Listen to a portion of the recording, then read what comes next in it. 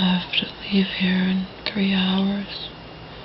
It's 4:30 in the morning, Thursday, July 17th, 2014. I just called my mom's social worker. As my friends know, I swore that I would never do that again, and I never have, but these are dire circumstances that call for me to break my promise that I didn't break it. Months ago, I swore I would never call my mom's social worker again, and I never did. I never did. But now I had to. I woke up wondering why my mom, I heard my mom, or the light, she has a light on. I told her don't do that in the middle of the night. The light in the dining room wakes me up. She told me I fell out of bed and hit my head. I fell out of bed and hit my head. She says her head hurts. She had me feel the back of her head. There's a lump on it. And of course, when I get concerned, she's going to be nonchalant. Oh, people fall in, talking in that voice I know only so well. I've been dealing with it off and on for 35 years and going strong. People fall out of bed, Laura. It's happened before. It's happened before. Those 3 words, warning bells, yeah. I just called my mom's social worker and left 2 messages. The first message I'm going to read to you, and minus the, and I read it very calmly to Karen and Park Salad, just so you know, I read it very calmly, but I said truth,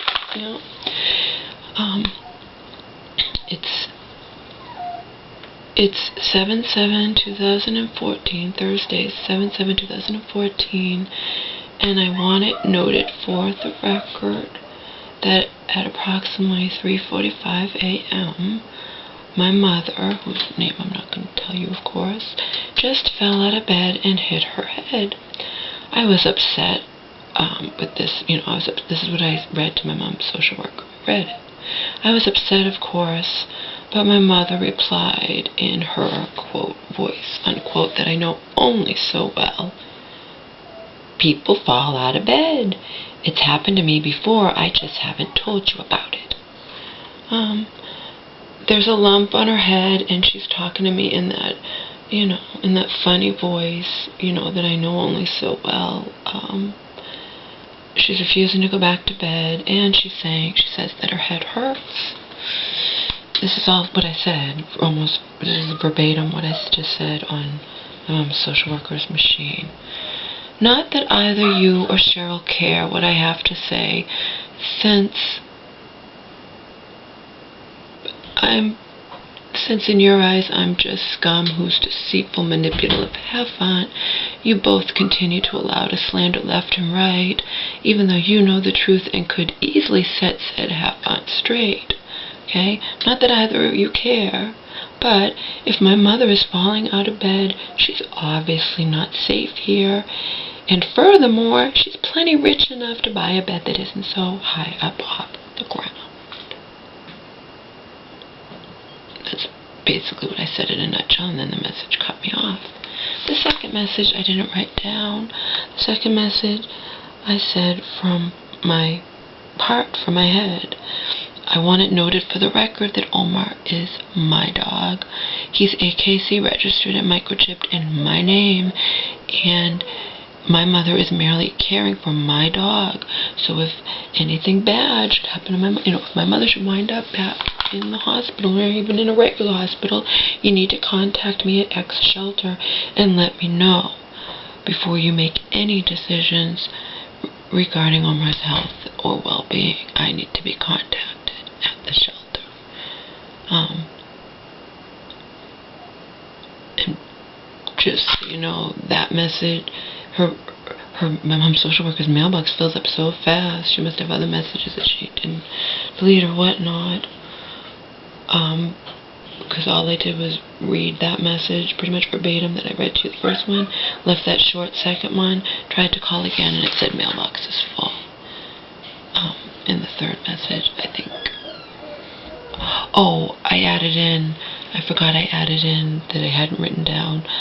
I got that I'm not living here. I come here periodically. I've come here periodically to do laundry, to take a shower, to do laundry, and I told her I'm only here till today. I had to get paperwork because to give to my shelter caseworker to prove that I have a history of serious bag problem, so I don't have to carry this bag around. Oh, and I did say to my mom's social worker, I have people that care about me who can't stand Marion. My shelter caseworker, knows that I've been going through this shit with Marion. She's known me, my shelter caseworker, she's known me for the past 5 years, and out of my former roommate, his evil landlord, and Marion, my shelter caseworker says Marion is the worst of the bunch. So I did add stuff in. I read that verbatim, that first one I read to you guys, and I added stuff in. I don't know if my mom's gonna, Tuesday's far away. I told her, I'm like, I'm terrified. I have my stuff here. My friend said, what if, I told this woman, this social worker, I won't say it, I'll say it to you. I'm being sarcastic, obviously, but I told my therapist, I told my shelter caseworker, I told my friend, I'd rather kill myself than come face to face with Marion again unless it's in court, especially under these circumstances where she's getting away with slandering me left and right and nobody cares, or I shouldn't say nobody cares, the people who could set Marion straight, Cheryl and my mom's social worker, they don't care enough to set Marion straight, okay? So I enter yet another nightmare. I didn't finish my booze yesterday, Probably drank the rest of it this morning. I added I'm about organic milk, I added the organic milk to it. I was a little sick last night. That's from eating so many sweets. My mother has so many sweets. She says because she was company. But this isn't funny. It's one thing for her to be sick. If she's fallen out of bed, that's dizziness or something. That's not good. And she's here by herself. And she's got the dogs here. And, she says to me, you don't even care that I fell out of bed. It's a good thing I have my cell phone. I can call 911. I said, Mom, I'm here. You could just call me. Oh, you don't come in here. Mom, if you were screaming, of course I would come in there. I'm a light sleeper. I wake up like that. I wake up when you can leave the goddamn light on like I told you not to do. I went to bed after 12 when I'm up at a few hours later. But it's a good thing I was here when she fell out of bed and hit her head, huh? You think I wasn't going to call my mom's social worker? It's the only person I can call. I can't leave a message. Cheryl doesn't have her own thing. I have to call that main line and then ask to speak with her, so I can only speak to her during business hours. My mom's social worker, I can leave a message, and I did. I said my name, I said my mom's name, noted for the record, it's this date, and my mother just fell out of bed and hit her head. She says her head hurt. She had me feel the back of her head. She says there's a lump there,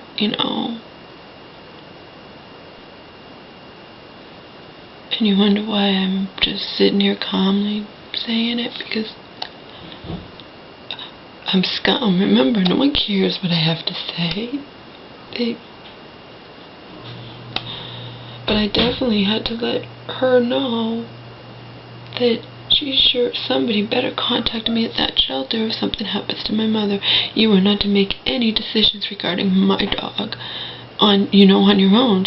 My mom's merely caring for my dog, and nobody, especially Marion, like piece of shit cunt half-on who gets away with slandering me left and right because nobody cares to stop her, is not going to make any decisions whatsoever regarding my dog. Okay? Of course, I love my mother. She's like, you don't even care about me. I care enough to let the cat out of the bed that you've let me stay here periodically, Mom. But I already have the storage unit. I had to come here. I had to come here to get paperwork. I had to come here to get my lock to put on the storage unit. And then I'm not going to tell her that my mom just let me stay these 10 days, But it doesn't matter because I'm going to have a nervous breakdown if something happens to my mom between now and Tuesday, and my stuff's here and I have to go through Marion to get it, you know? Of course, I do have a key, but I'm not gonna. You think if my mom was in the hospital, I use this key, Marion could accuse me of breaking and entering. I don't know what kind of power she has. It's technically her house. Remember 2009. I told her because she was chasing me around. Get the fuck out of my mother's house. I have every right to be here. I have power of attorney. I have 17 messages on my cell phone. My mom has changed her mail back. You know, when she's like this, she's defying. She's going to wind up back in the hospital like that. I highly doubt she's going to last until Tuesday. Yet another nightmare. But I noted it for the record on my mom's social worker's machine. Noted it that as my dog, no decisions are to be made regarding his health and well-being unless I am contacted, you know what I mean? And that I'm terrified because my stuff's here and I'd rather kill myself than have to go through Marion to get my stuff out of my own mother's house where I lived and paid the equivalent of small amount of rent. Now, my mom said to me last night, she let me in. I told you guys that when she had that other big house before she sold it and got this house, and that's the only reason she had money to help me out when I was going through my own hell in LA, remember? But when she did have the big house and Marion's son got out of jail, Marion forced my mom to have her son. And I just found out, she told me just now, both sons lived with her. She's like, when they had nowhere to live, why couldn't Marion help them out? You know, my mom said to me, you know, but my mom had the big house and the husband was in the nursing home or maybe he had died already. I don't know the situation, but in any case, she had extra bedrooms. She had both sons there, and she told my mom, and my mom said all they had to pay was $50 per week, so $200 a month. Yet Marion said when you were going to move in with me in 2012, you had to pay $600 a month rent. And I said, Marion said that? Well, she said you had to pay rent. Okay, but I didn't pay $600, Mom. You know, but I really shouldn't. I didn't have to pay rent at all, so that don't cost my mother anything, you know. But you see, from the horse's mouth, baby, this is a nightmare. This is a joke. It's not fair. It's just, hey, well, life's not fair. Like, I know.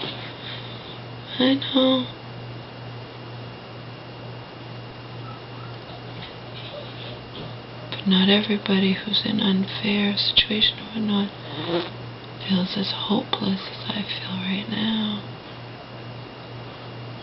Like I said, everybody looks at life differently. Everybody has a different mentality.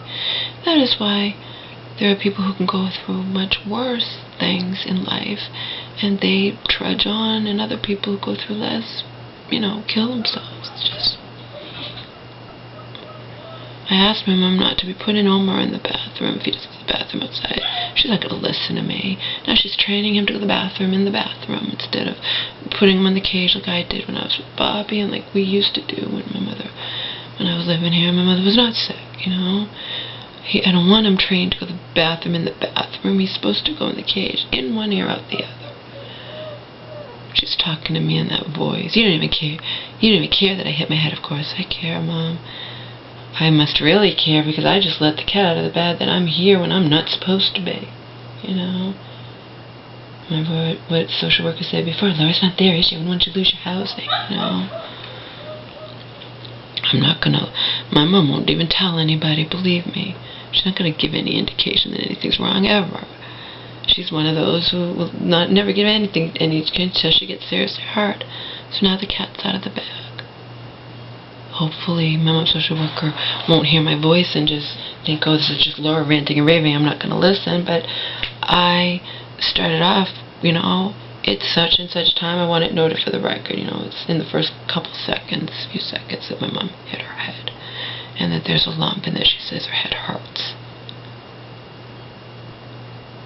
I said, you didn't black out, did you? She said, no. She's not safe. It's not safe. Like I said, This is the little dog that I hug when I'm in the shelter, you know. I bought it before I went back there this time around. I bought it for something to hold on to. My mom's not safe, and I'm disintegrating on a daily basis. Slipping farther and farther down the rabbit hole.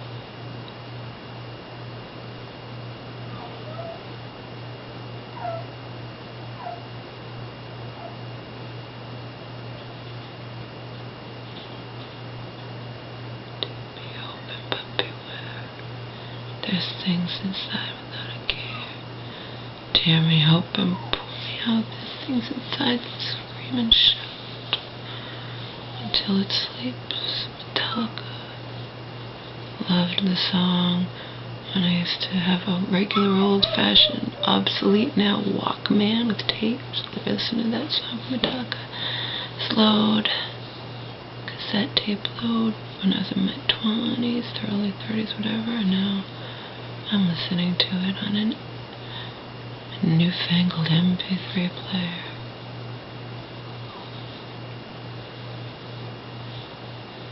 It hurts you so bad, it kills you so bad, it stains you so bad.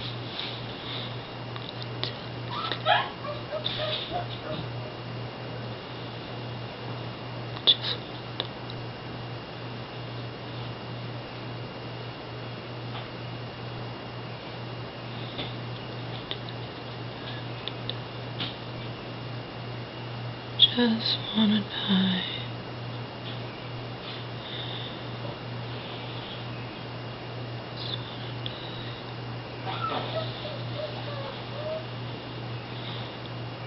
And no one should have the nerve